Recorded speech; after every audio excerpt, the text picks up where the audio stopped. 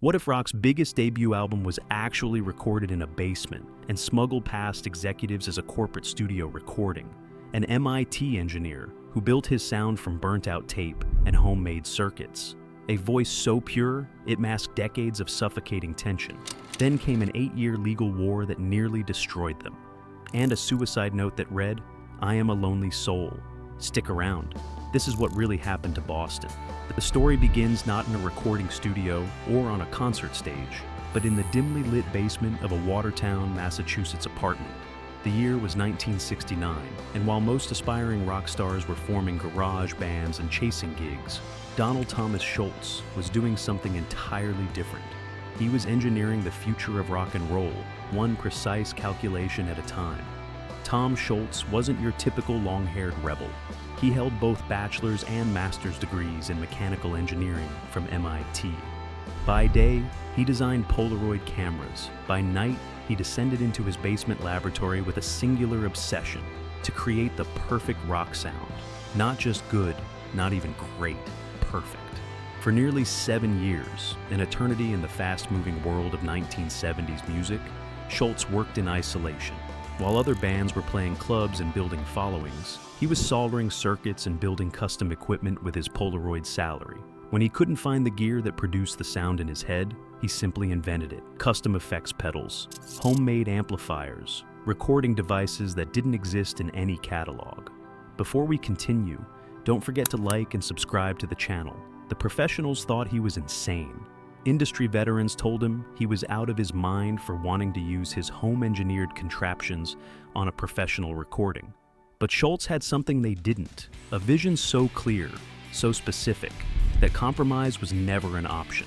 He played guitar, bass, keyboards, and drums himself, layering track after track until the tape literally began to disintegrate from overuse. But even genius needs a voice, and Tom Scholz found his in Brad Delp.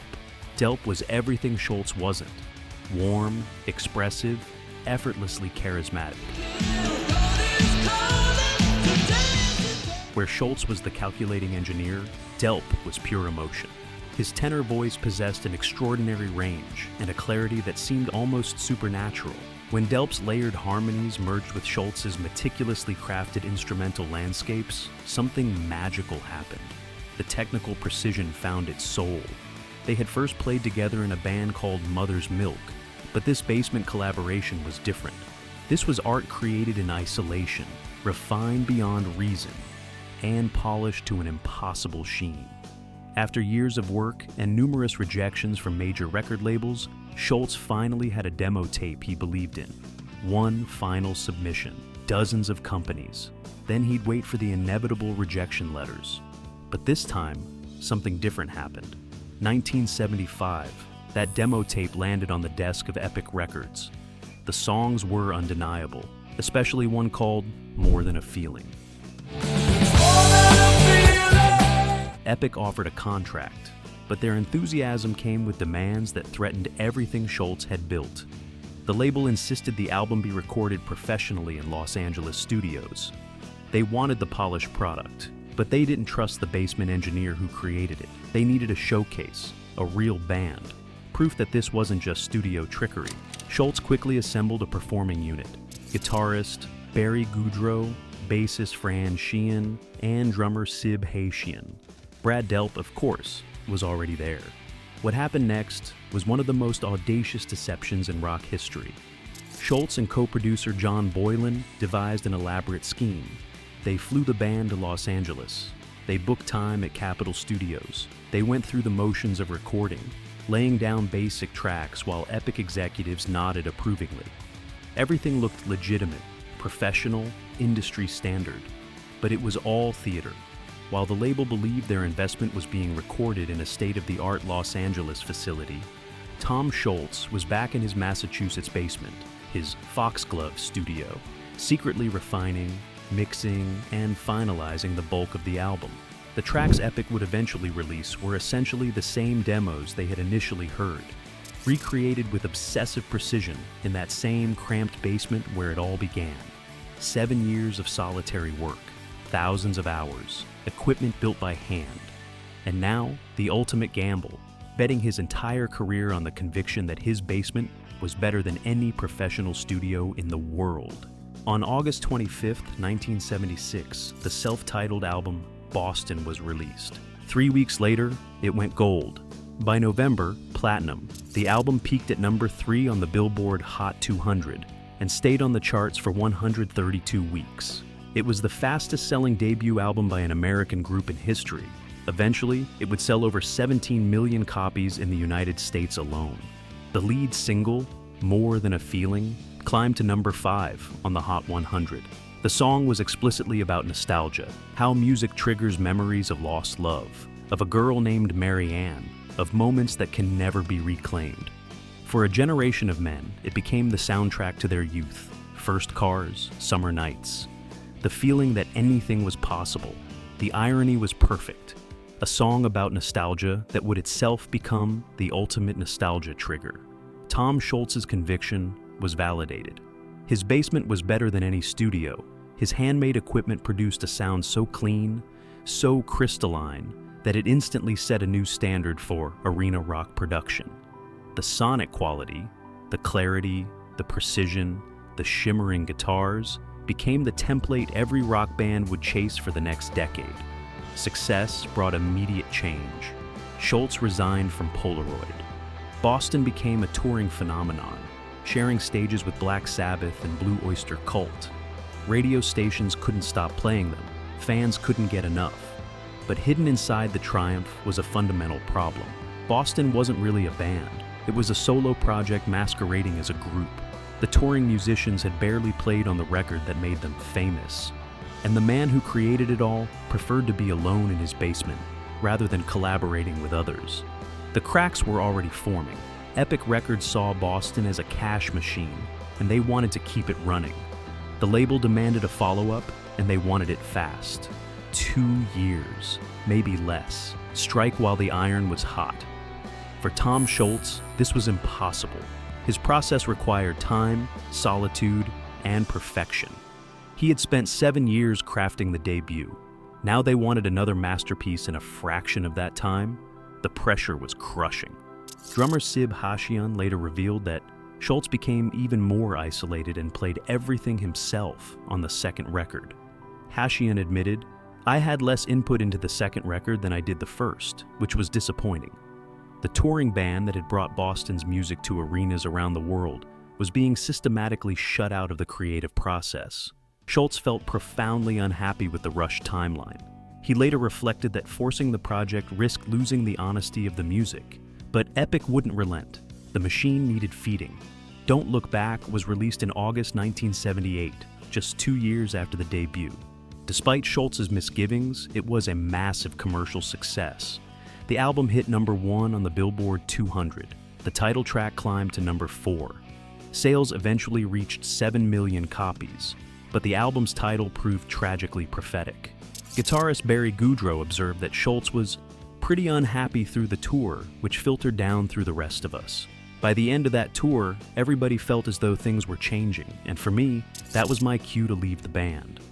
The North American tour in 1979 marked the end of an era. By 1980, feeling fatigued and somewhat abused by CBS, Tom Scholz put Boston on indefinite hiatus. The original lineup, the band that had conquered the world, was effectively finished, and the real battle was just beginning. With Boston on ice, Barry Goudreau made a decision that would ignite a firestorm. Feeling marginalized and eager to keep working, he pursued a solo deal with Epic Records. The project included Brad Delp and Sib Hashian, 2/3 of Boston's recognizable sound. Then Epic made a catastrophic miscalculation. Their promotional campaign suggested that Goudreau was the creative force behind Boston's signature sound. For Tom Scholz, the man who had built every piece of that sound with his own hands, this was the ultimate betrayal. Scholz sued Goudreau for trademark infringement. The rift was irreparable. Goudreau, Cheyenne, and Hashian departed, leaving only Scholz and Delp in the Boston camp. But the internal fracture was nothing compared to what came next. Epic Records, impatient with the lack of progress on a third album, sued Tom Scholz for breach of contract. This wasn't a minor legal dispute. This was corporate warfare. The lawsuit would consume the next 8 years of Boston's career. Epic's strategy was brutal. They refused to pay Scholz royalties owed from the first 2 multi-platinum albums.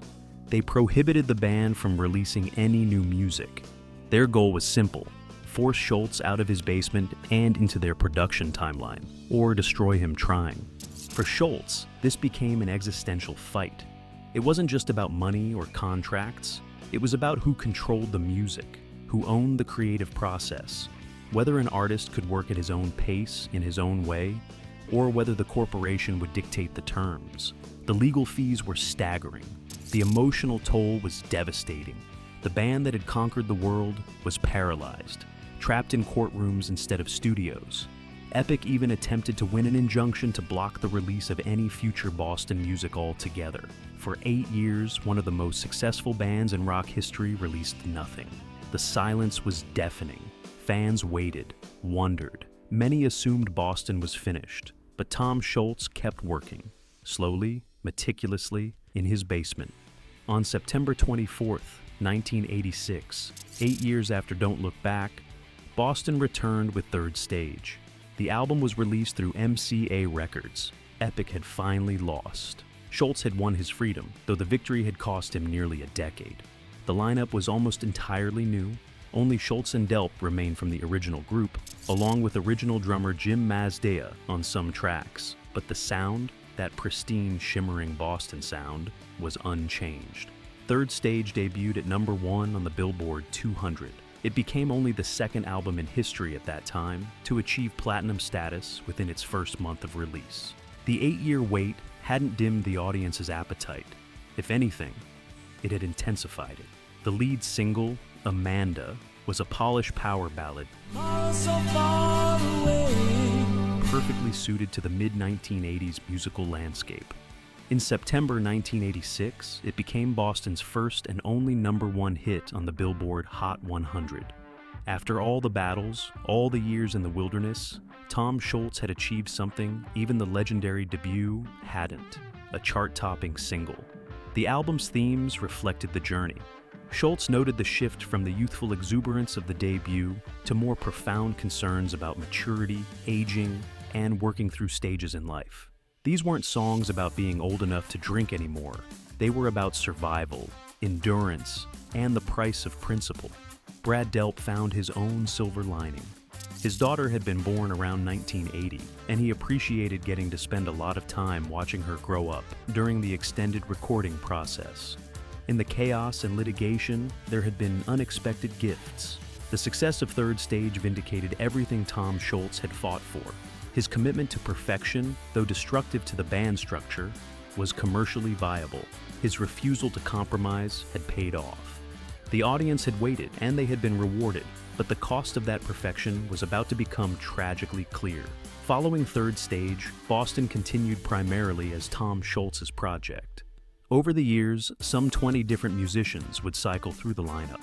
Tours were sporadic, albums appeared at long intervals. But through it all, one presence remained constant and absolutely indispensable: Brad Delp. Delp was more than Boston's voice. He was the emotional bridge between Scholz's technical genius and the audience's hearts. His flawless tenor and seemingly limitless range made the soaring melodies believable. But Brad Delp lived with a burden few understood. The bitter conflicts that had fractured the original lineup never truly healed.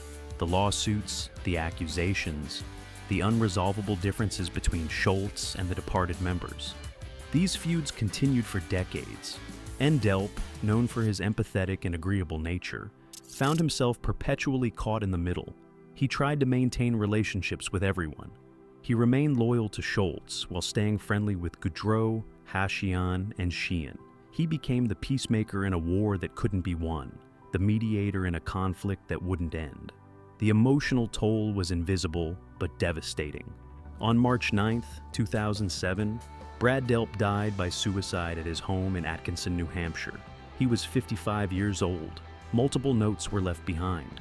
One note, paper-clipped to his shirt, read, "I am a lonely soul." Another stated, "I take complete and sole responsibility for my present situation. I have lost my desire to live." The Delp family said he was very tired, having given all he could. The tragedy sent shockwaves through the music world.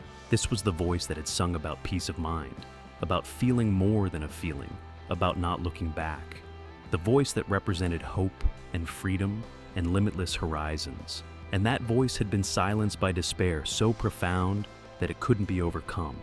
Brad Delp's ex-wife, Mickey Delp, told the Boston Herald that the constant emotional toll of being the man in the middle of the bitter band feuds had contributed to his mental health crisis. Tom Scholz sued for defamation, denying the claims.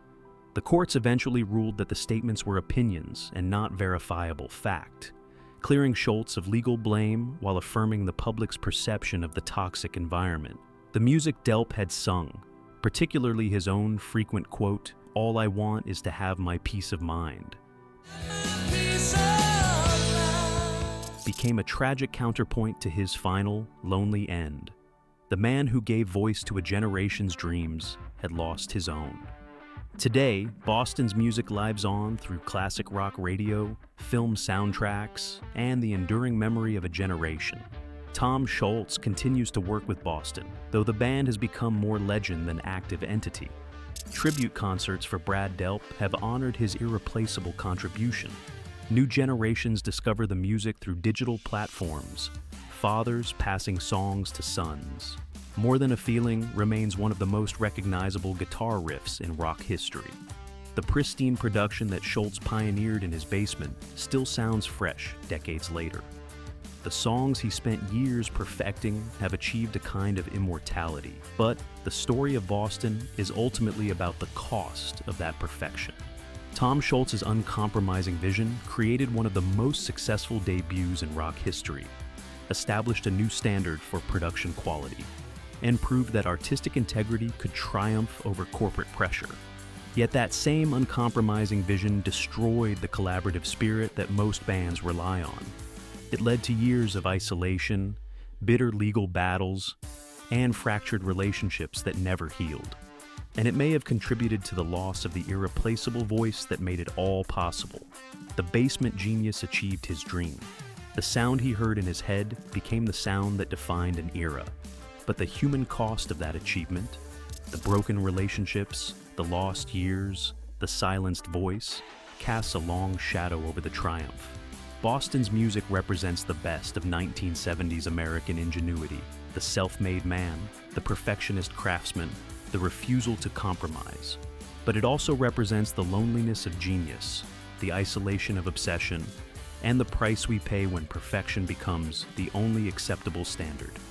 Where were you the first time you heard More Than a Feeling? Was it on the radio in your first car, the windows down on a summer night? Was it at a concert, surrounded by thousands of voices singing along? Let us know in the comments, and don't forget to like and subscribe for more trips down music's past.